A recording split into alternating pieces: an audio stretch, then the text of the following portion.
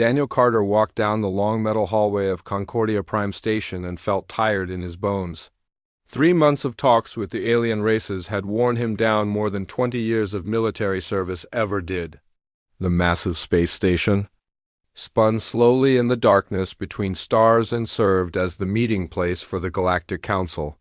Every day Daniel sat in those cold metal rooms and listened to aliens tell him what humans could and could not do. The human delegation had come here with hope. Earth needed better trade deals and access to alien technology. The galaxy was huge and humans were still new to space travel compared to the ancient alien empires.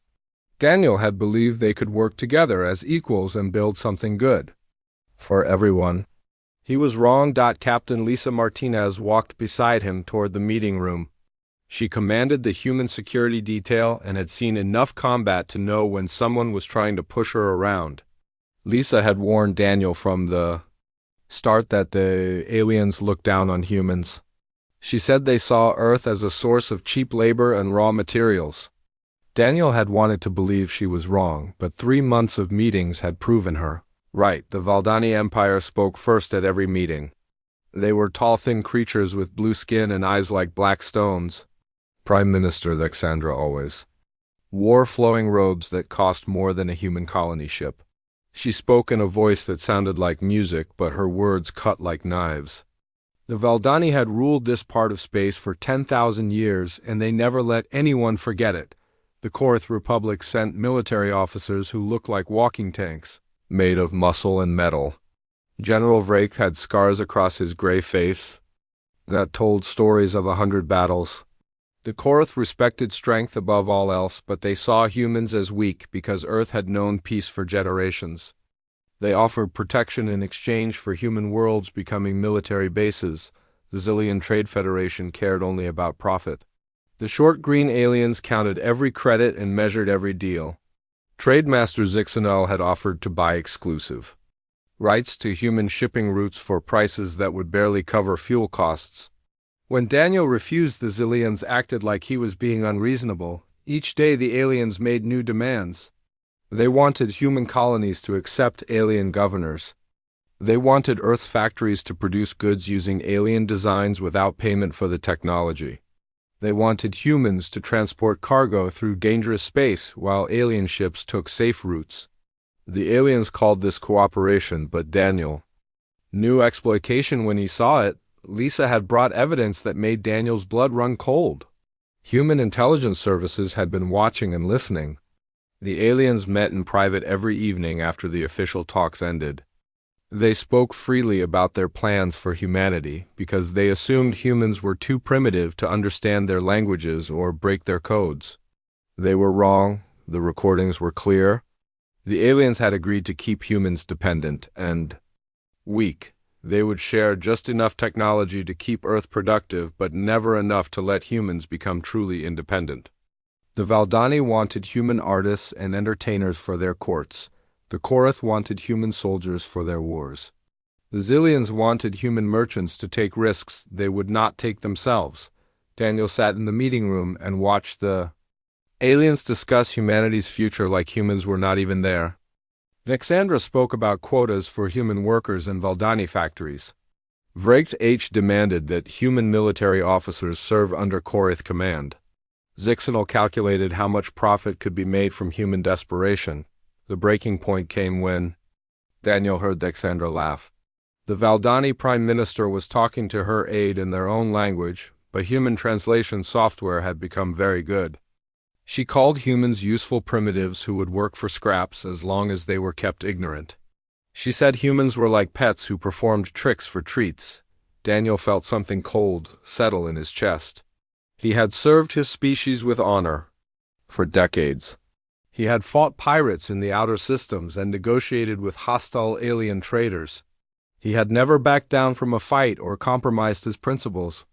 The aliens thought they could buy him with promises and threats, but they had made a mistake. Lisa saw the change in Daniel's face and tensed. She knew that look from the war zones where they had served together. It was the look of a man who had made a decision that could not be changed. Her hand moved closer to her weapon, not because she expected trouble, But because she was ready for whatever came next, Daniel stood up in the middle of Alexandra's speech about human production quotas. The room went quiet as all eyes turned to him. The aliens seemed confused because humans were supposed to sit quietly and accept whatever terms they were offered. Daniel smiled, but there was no warmth in it. He thanked the Galactic Council for their time and hospitality.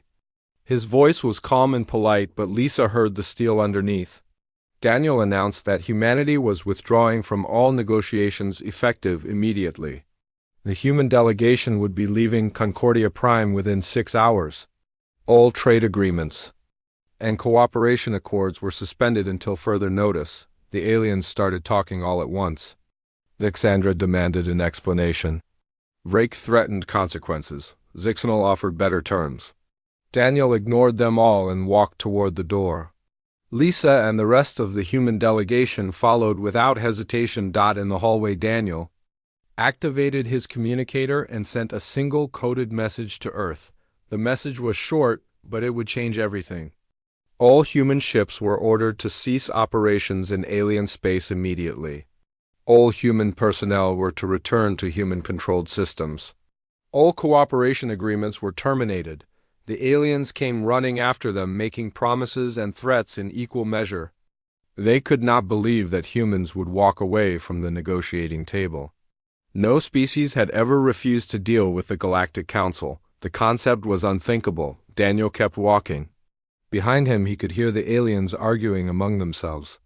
They were trying to figure out what had gone wrong and how to fix it. They still thought this was about money or territory or pride.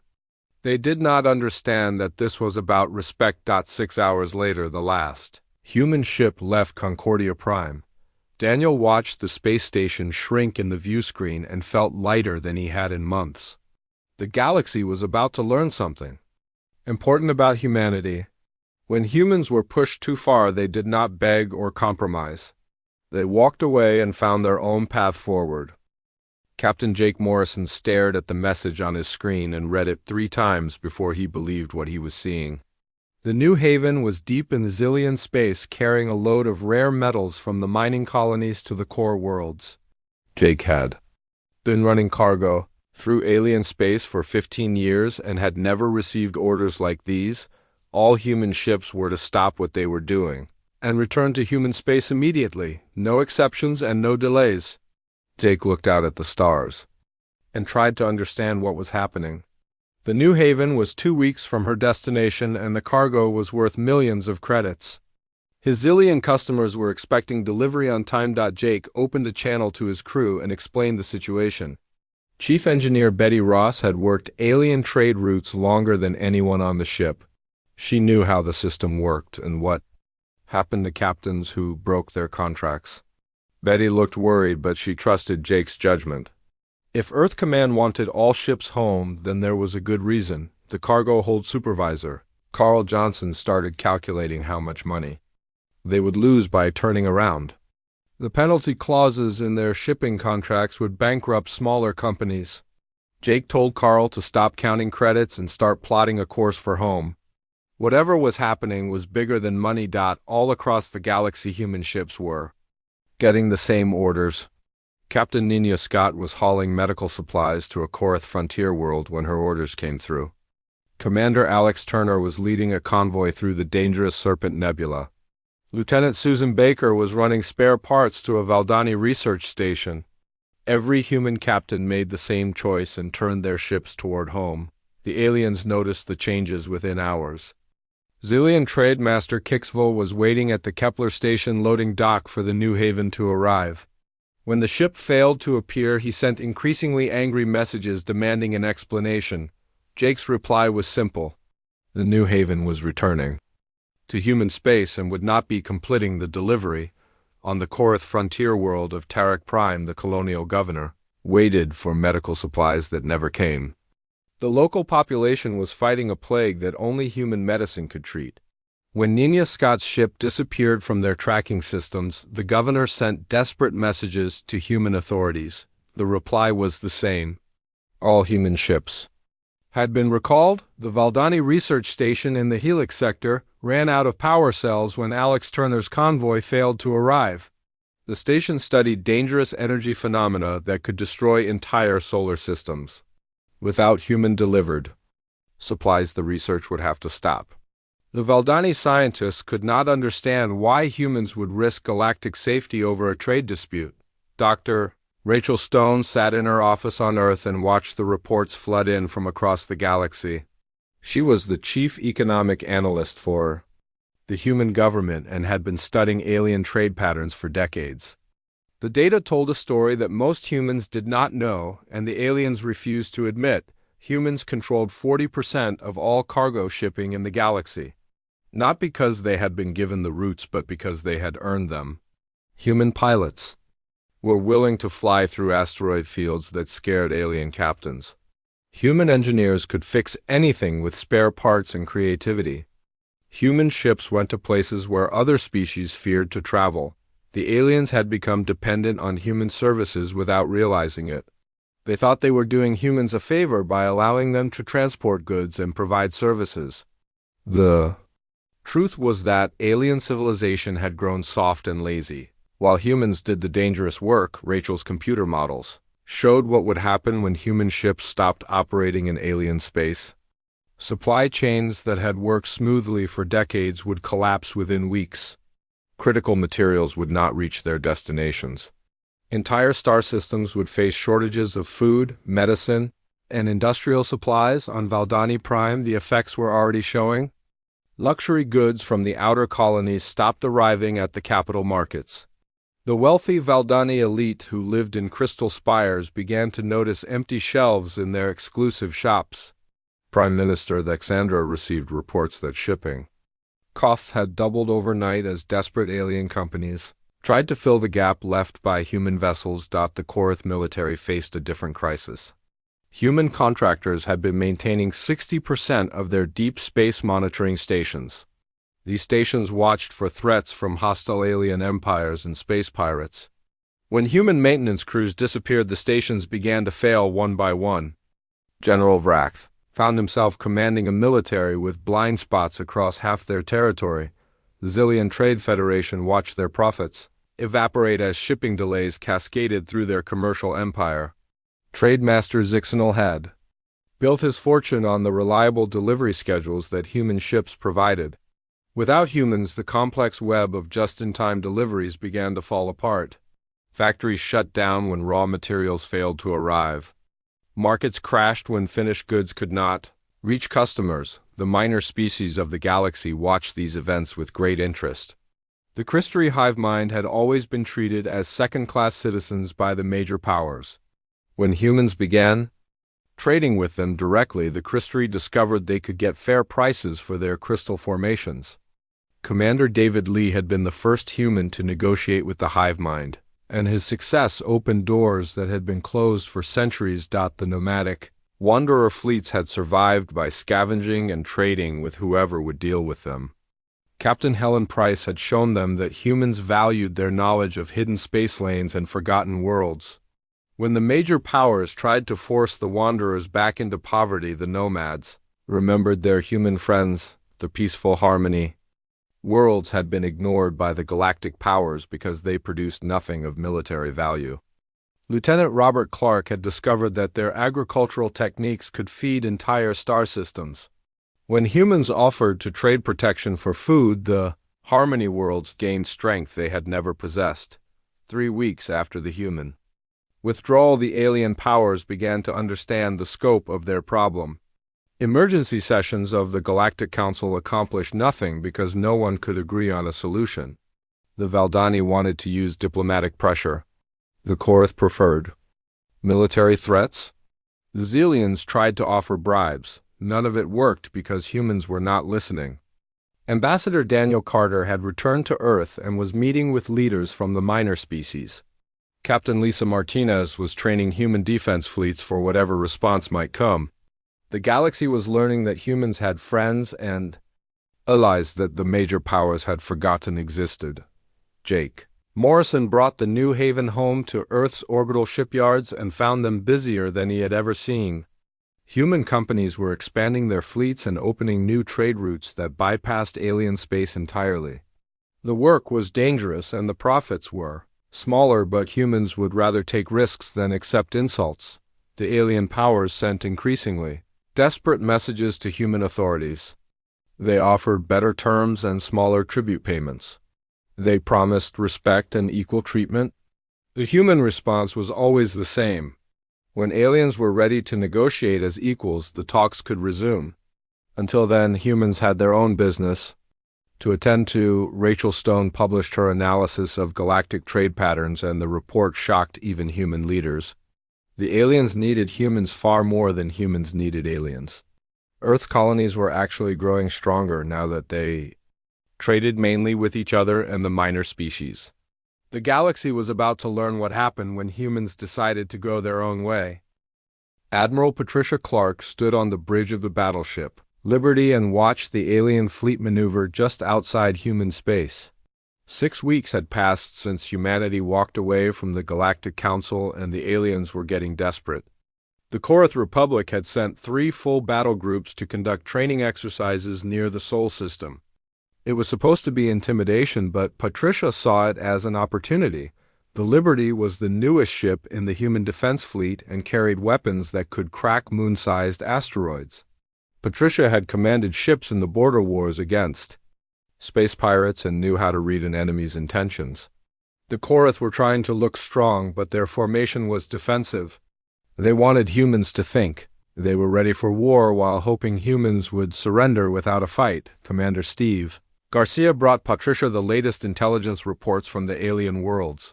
The news was worse than expected. Food riots had broken out on 3 Valdani colony worlds when supply convoys failed to arrive. The Zillion Trade Federation was facing the collapse of their entire commercial network. Critical medicine shortages on Korath frontier worlds had forced military commanders to abandon outer settlements. Patricia opened a secure channel to Earth. Command and spoke with President Helen Watson. The president looked tired but determined. Helen had been receiving threatening messages from alien governments for weeks. They demanded that humans return to the negotiating table and resume shipping operations immediately. Some messages hinted at military action if humans continued to be unreasonable. The threats did not scare Helen because she understood what the aliens did not. Human ships had not been sitting idle during the withdrawal. Captain Ryan Brooks had been leading crash programs to expand human shipping capacity and establish new trade relationships. Every day brought reports of successful deals with minor species, who had been ignored by the major powers. Ryan had discovered something interesting about the galaxy's smaller civilizations. The drift runners who lived in asteroid habitats could navigate space phenomena that destroyed normal ships. The Maker clans who built their cities inside hollow planets possessed manufacturing techniques that surpassed anything the major powers could produce. The deep swimmers who lived in the gas giant atmospheres harvested rare elements that were impossible to find anywhere else. For centuries, these species had been forced to trade through alien middlemen who took huge profits and gave nothing back. When humans offered direct trade agreements and fair prices, the minor species responded with enthusiasm. Ryan found himself negotiating deals that would have been unthinkable under the old system. Engineer Nancy Turner had been working with the Maker clans to improve human ship designs. The aliens built their vessels for comfort and show, while humans built for function and survival. When human engineering met alien craftsmanship, the results were remarkable. New human ships were faster, stronger, and more efficient than anything in the galaxy. The major alien powers watched these developments with growing alarm. Prime Minister Thexandra sent her personal envoy to Earth with an offer of better trade terms. The envoy was a young Valdani noble named Kethrin who had never spoken to a human before. His mission was to convince the primitive humans that they needed Valdani guidance to survive in the dangerous galaxy. Ambassador Daniel Carter met with Kethrin in a conference room overlooking Earth's Pacific Ocean. The Valdani envoy was shocked to discover that Earth's cities were clean and prosperous. Alien propaganda had portrayed human worlds as polluted industrial wastelands populated by desperate workers. The reality was very different. Daniel listened politely while Kethrin explained why humans should be grateful for Valdani protection. The young alien spoke about the ancient wisdom of his people and their generous offer to guide humanity's development. He promised that humans who cooperated would be rewarded with positions in the Valdani colonial administration. When Catherine finished speaking, Daniel asked him a simple question. How many human worlds had the Valdani Empire ever defended from attack? The answer was none, because no one had ever attacked human space. Earth's defense fleets had always protected themselves and their allies without alien help, Daniel explained. That humans had learned an important lesson from their withdrawal. The galaxy was full of species who wanted to trade and cooperate as equals. Humans no longer needed to beg for scraps from empires that saw them as servants. The meeting ended. With Kethron returning to Valdani Prime empty-handed and confused, the Korath Republic tried a different approach. General Vrax sent military advisors to offer humans junior positions in the Korath war machine. The advisors met with Captain Lisa Martinez and other human military leaders. They spoke about glorious battles and the honor of serving under Korath Command. Lisa had fought pirates and raiders across the galaxy and earned her rank through skill and courage. She was not impressed by Korath boasts about their ancient military traditions. When the advisors offered to train human soldiers in proper warfare, Lisa showed them recordings of human special forces operations. The Korath had been fighting the same enemies using the same tactics for thousands of years. Humans had been adapting and innovating for decades. Human soldiers could operate in environments that killed aliens. Human tactics emphasized speed and flexibility over brute force. The Korath advisors left with a new respect for human military capabilities. The Zillion Trade Federation made the most desperate offer of all. Trade Master Zixanol arrived at the lunar trade station with a convoy of ships loaded with luxury goods. He offered to sell the cargo at cost if humans would resume shipping operations in Zillion space. The offer was worth billions of credits and represented a complete reversal of previous Zillion policy. Station manager Tom Wilson listened to Zixanol's proposal and found it interesting but irrelevant. Human merchants were already making good profits trading with species who appreciated their services. The Christri paid premium prices for human-transported goods. The Wanderer fleets offered rare artifacts in exchange for shipping services. The Harmony worlds provided agricultural products that could feed entire star systems. Tom explained to Zixanol that humans were no longer interested in being junior partners in alien business ventures. The galaxy was big enough for everyone to prosper if they treated each other with respect. Zixanol left the station with his cargo still unsold and his plans in ruins. Meanwhile, the effects of the human withdrawal continued to spread. Valdani luxury liners attempting to navigate dangerous space lanes suffered accidents that human pilots had prevented for decades. A Korath military expedition became stranded in the Ghost Nebula when their ships broke down far from any repair facility. Zillion cargo vessels sat empty at loading docks because their crews refused to fly routes that human captains had made look easy. Dr. Rachel Stone published updated economic projections that showed the aliens' problems were getting worse. Supply chain disruptions were creating shortages across alien space. Manufacturing centers were shutting down when raw materials failed to arrive.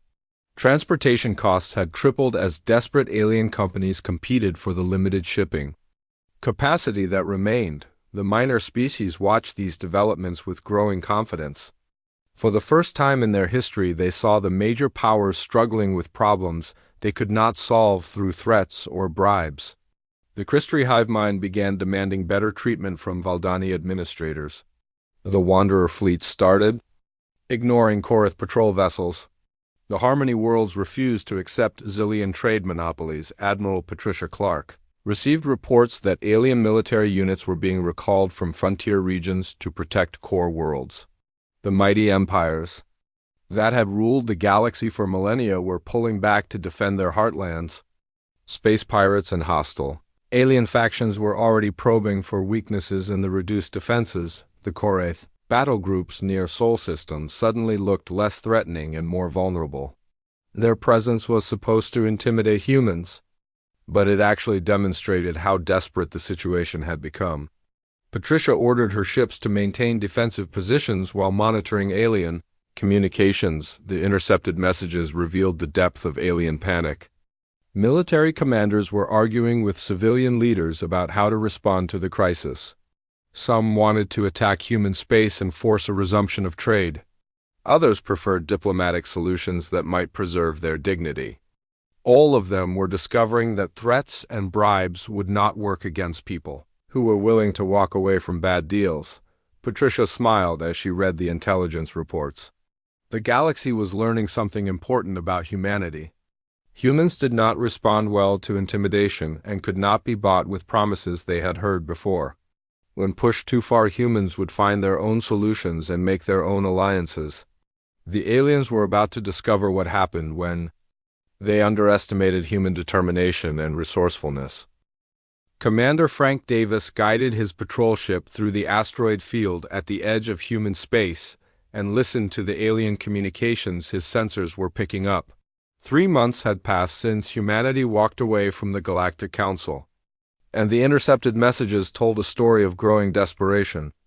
The mighty alien empires were discovering that their comfortable lives depended on human services they had taken for granted. Frank had been monitoring alien military traffic for weeks, and the patterns were becoming clear. Korath battle fleets were being recalled from expansion zones to protect supply lines. Valdani patrol ships were abandoning frontier colonies to guard core world shipping routes. Zillion commercial vessels were traveling in armed convoys because space pirates had learned that alien cargo was poorly defended. The most interesting messages came from the minor species that humans had been quietly trading with during the crisis. The Christri hive mind was demanding representation in Galactic Council meetings for the first time in their history. The Wanderer fleets were ignoring alien customs inspections and flying wherever they pleased. The Harmony Worlds had stopped selling food to alien colonies that refused to pay fair prices. President Helen Garcia received Frank's intelligence reports in her office, overlooking the rebuilt ruins of New York. The city had been destroyed by asteroid impact centuries ago, but humans had turned the crater into a beautiful lake surrounded by gleaming towers. Helen looked at the reports and understood that the galaxy was changing in ways the aliens had never imagined possible.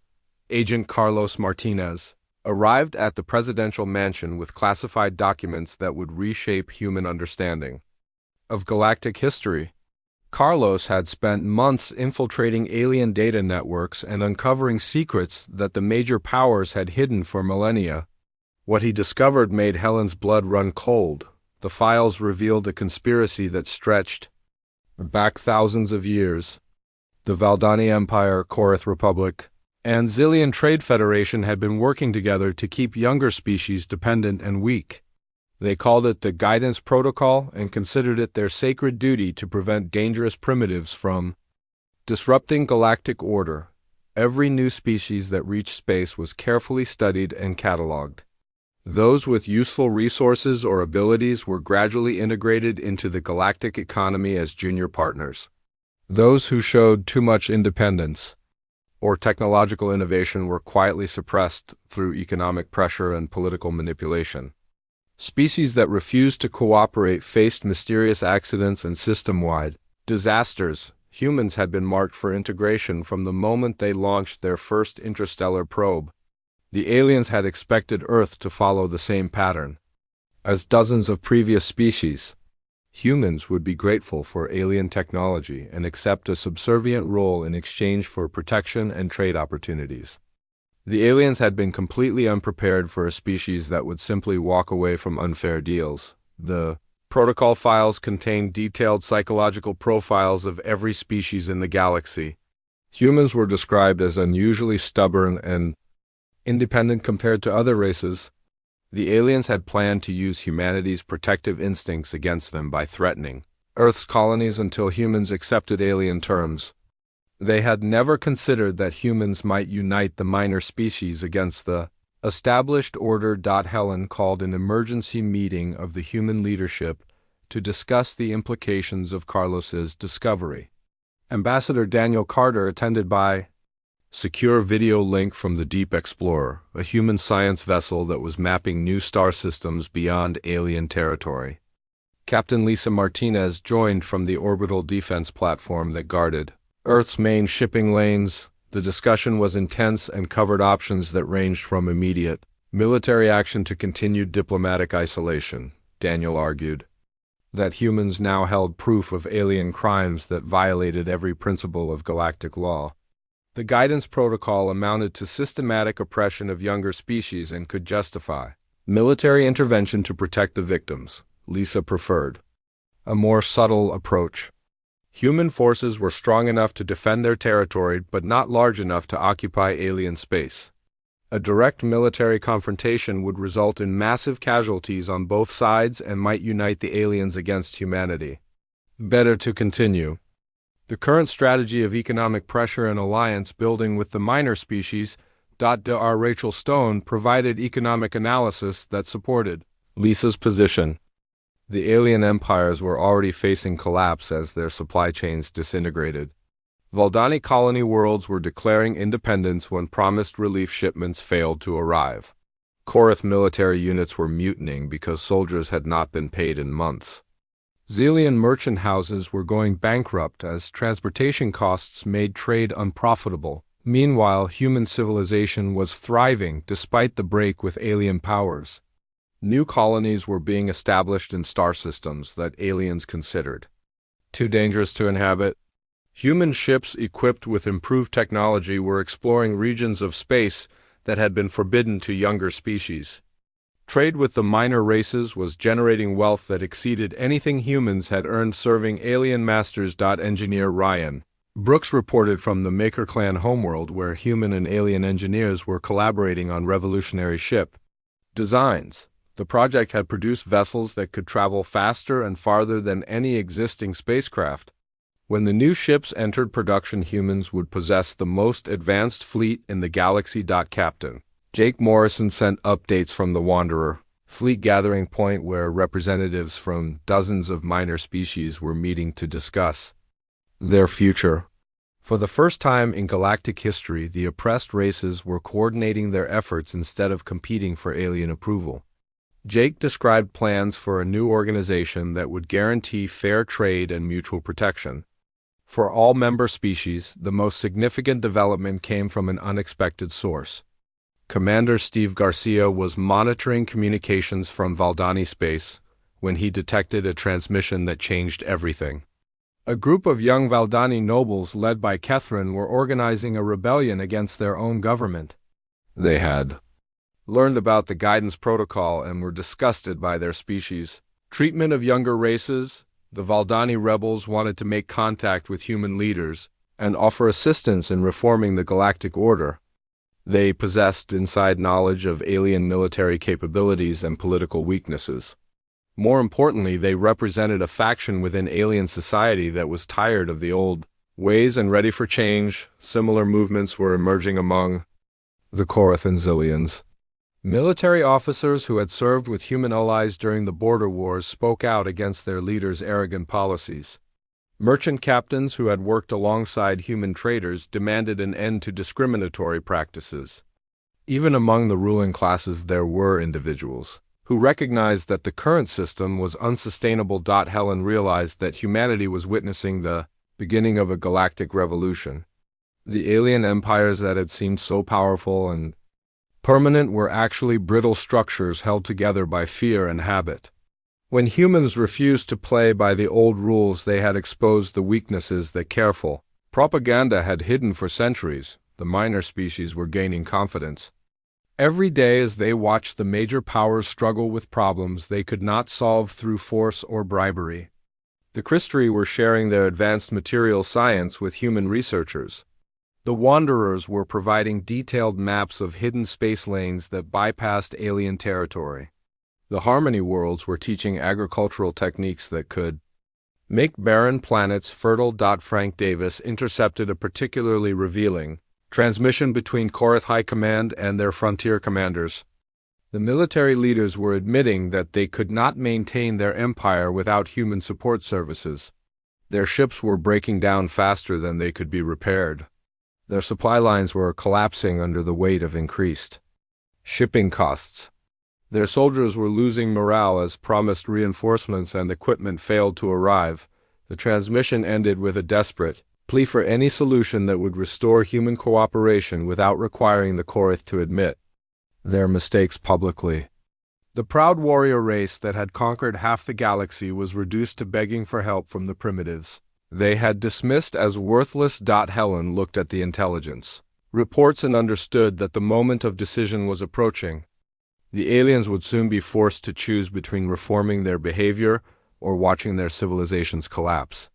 Humans had proven that they could prosper without alien approval, and the minor species were following their example. The galaxy would never be the same, because humans had shown that walking away from a bad deal was sometimes the most powerful thing you could do. The aliens were about to learn that respect could not be demanded or bought, but had to be earned through fair dealing and honest cooperation.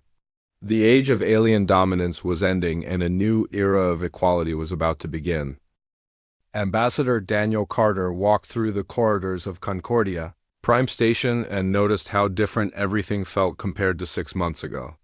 The same alien diplomats who had once looked down on him now watched him with careful respect. The human delegation that followed behind him included representatives from a dozen minor species, who had never been allowed in these halls before. The emergency session of the Galactic Council had been called by the alien powers themselves after their civilizations reached the breaking point. Supply shortages had triggered revolts on colony worlds. Military units were abandoning their posts because equipment and supplies were not arriving. Trade networks that had operated for centuries were collapsing as transportation costs made commerce unprofitable. Captain Lisa Martinez commanded the escort fleet that had brought Daniel to the station. 6 months ago, humans had arrived as supplicants, hoping for fair treatment. Today, they came as equals backed by the most advanced ships in the galaxy. The new vessels combined human engineering with technologies shared by the Maker clans and other allied species. Prime Minister Thexandra greeted Daniel with a smile that looked painful on her aristocratic features. The Valdani leader, who had once called humans useful primitives, now spoke carefully about mutual cooperation and shared prosperity. Behind her polite words, Daniel could hear the desperation of someone watching her empire crumble. General Vraith attended the meeting by holographic projection because his military forces were too scattered to maintain order in Korith space. The proud warrior spoke about the honor of working alongside human soldiers, who had proven their courage in battles across the galaxy. His words were respectful, but his eyes burned with the humiliation of defeat. Trademaster Zixanol had lost weight during the crisis as stress ate away at his health and fortune. The Zillion, who had once calculated human worth in credits per hour, now offered partnership agreements that would have been unthinkable under the old system. His commercial empire was in ruins, but he hoped to salvage something from the wreckage. Daniel took his seat at the council table and noticed that it had been modified since his last visit. Additional chairs had been added for representatives of the Christry hive mind, the Wanderer fleets, and the Harmony worlds. For the first time in galactic history, the minor species would have voting rights equal to the major powers. The session began with formal apologies from the alien leaders. Thexandra admitted that the Valdani Empire had made errors in judgment during previous negotiations. Vrath acknowledged that Korith policies had been based on outdated assumptions about human capabilities. Zixanol confessed that Zillium business practices had not always been fair to younger species. Daniel listened to the carefully worded statements and recognized them as the diplomatic equivalent of unconditional surrender. The aliens were admitting defeat without using the words because their pride would not allow complete honesty. They needed to save face while accepting the new reality that humans would no longer tolerate second-class treatment. The real negotiations began when Colonel Sarah Miller presented the human terms for resuming galactic cooperation. Sarah had been promoted to lead the new interspecies relations department that would oversee all contact with alien governments. Her terms were comprehensive and left no room for the old patterns of exploitation. All trade agreements would be renegotiated on the basis of mutual benefit rather than alien advantage. Human colonies would remain under human governance without alien interference. Technology sharing would be voluntary and reciprocal instead of one-sided extraction of human innovations. Military cooperation would be between equals rather than humans serving under alien command. Most importantly, the Galactic Council would be restructured to give equal representation to all member species, regardless of age or territory. The minor races that had been ignored for millennia would have the same voting power as the ancient empires. Decisions would be made by consensus rather than diktat from the major powers. Engineer Nancy Turner explained the technical cooperation programs that would replace the old system of alien technological dominance. Human engineers working with the Maker clans had developed manufacturing techniques that surpassed anything the galaxy had seen. Instead of hoarding these advances, humans were willing to share them with species that treated them fairly. The new technologies included faster-than-light drives that could traverse the galaxy in weeks instead of months, energy systems that could power entire star systems using renewable sources, manufacturing processes that could turn asteroids into habitable worlds, medical techniques that could extend lifespans and cure diseases that had plagued alien species. For centuries. Captain Jake Morrison reported on the formation of the Galactic Commerce Cooperative that would ensure fair trading practices throughout known space. The organization included human merchants, wanderer traders, crystal artisans, and reformed alien companies that had abandoned exploitative practices. Members pledged to treat all species with respect and share profits equitably. The aliens listened to these proposals with growing amazement. They had expected humans to demand tribute payments and territorial concessions as punishment for past wrongs. Instead, humans were offering partnership and mutual advancement. The generosity was tactical as well as moral because humans understood that prosperous allies were more valuable than conquered enemies. Dr. Rachel Stone presented the economic analysis that had guided human policy during the crisis. Her data showed that cooperation between equals generated more wealth than exploitation of the weak. The old system had enriched a few alien elites while keeping entire species in poverty. The new approach would lift all participants to higher levels of prosperity. The transformation was already visible in human space where colonies were thriving under the new trade relationships. Worlds that had struggled to survive under alien economic policies were becoming centers of innovation and growth. The Crystry homeworld was producing materials that made possible the next generation of starships. The Wanderer fleets were opening trade routes to regions of space that aliens had never explored. Agent Carlos Martinez revealed selected portions of the intelligence he had gathered about the guidance protocol. The evidence of systematic oppression shocked even the alien delegates, who had not known the full extent of their government's crimes. Young Valdani nobles, led by Catherine, demanded immediate reforms to prevent future abuses. The revelation created splits within the alien delegations as reform factions confronted hardline conservatives who wanted to maintain the old ways. Alexandra found herself caught between progressive nobles who supported human proposals and traditionalists who saw any change as weakness. Similar divisions appeared among Korath military officers and Zillion merchant houses. Daniel recognized these divisions as opportunities to build lasting change. Humans could work with alien reformers to create institutions that would prevent a return to the old patterns of dominance and exploitation. The key was ensuring that the new system had built-in protections for younger species and checks on the power of established empires. The negotiations continued for weeks as detailed agreements were hammered out on everything from shipping schedules to technology transfer protocols. The aliens gradually accepted that the old order was dead and they would have to adapt to a galaxy where humans and their allies could not be ignored or exploited. Commander Steve Garcia brought news from across the galaxy that showed how quickly things were changing. Valdani colony worlds that had declared independence were applying to join the human sphere of influence. Korath frontier commanders were requesting joint training exercises with human military units. Zillion merchant captains were studying human business practices to understand how cooperation could be more profitable than exploitation. The most significant change was psychological rather than political. For the first time in centuries, the minor species believed they had a voice in galactic affairs. The Christri were sharing knowledge they had hoarded for millennia. The Wanderers were revealing the locations of ancient artifacts and lost civilizations. The Harmony Worlds were teaching other species how to live sustainably on finite resources. President Helen Garcia attended the final ceremony where the new Galactic Cooperation Accords were signed by representatives of every member species. The document replaced the old council charter that had enshrined alien dominance with principles of equality and mutual respect. Helen looked around the room and saw the future taking shape. The aliens who had once dismissed humans as primitive were now eager students learning about innovation and adaptation. The species who had been oppressed for generations were finding their voices and asserting their rights.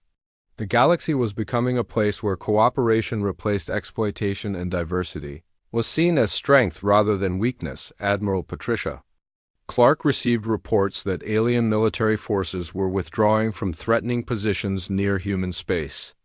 The Korath battle groups that had tried to intimidate Earth were now requesting permission to visit human shipyards and learn about defensive technologies. The transformation from enemies to allies was happening faster than anyone had expected. Engineer Ryan Brooks announced the completion of the first joint construction project between humans and reformed alien Gove.